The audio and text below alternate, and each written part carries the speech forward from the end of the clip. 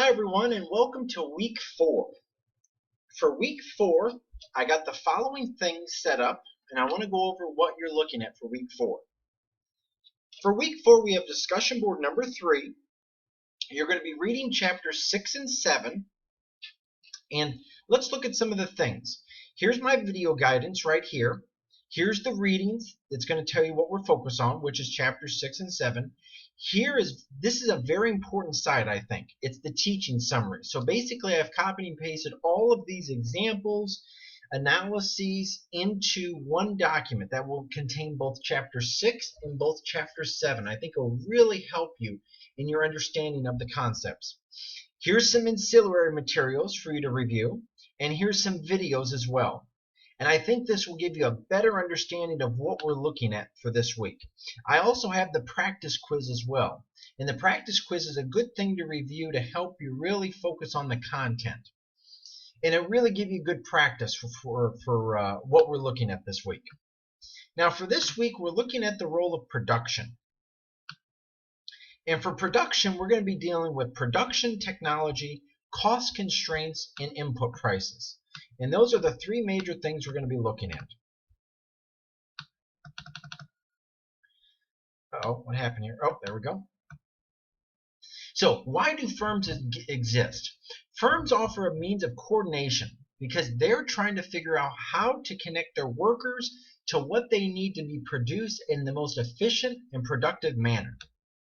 You'll notice that they use different types of technology. And they use labor, they use capital, and different materials to build products. In the US, we're having a lot of trouble with labor being very expensive, where capital is not as expensive. When you look at the two types of time periods we're going to focus on, we have the short run and the long run. The short run is where there's going to be the presence of a fixed cost, where you can't change the production. Whereas the long run, all costs will be able to adjust. And when all costs are able to adjust, this will account for a lot of changes that will happen in the market. And I think it's very important.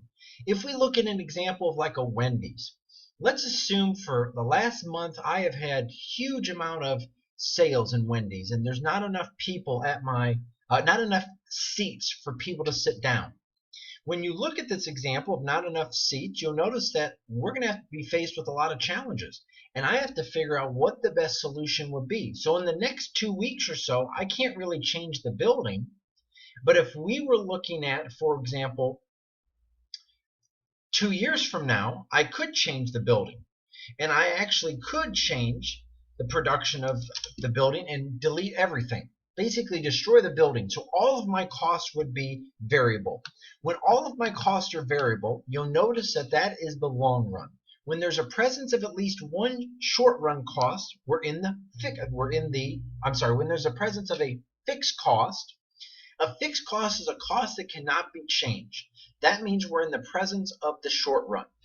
So if you're looking at this production of labor, you notice we have amount of labor, amount of capital, output that's being produced, the average output that's being produced, which means how much on average, for example, is 4 workers producing. 4 workers are producing an average of, let's say it's hamburgers, 20 hamburgers in this factory or this restaurant. The marginal product is looking at how each worker makes production decisions. So this is key to evaluate. In decisions in economics, they can be skewed. The average can be skewed by some outlier here. So let's say we have like worker 3, and he produces like 100, but everyone else is producing very similar ranges. Well, this could skew this average, but we could see it on the marginal that one worker produced such a large amount while no one else did.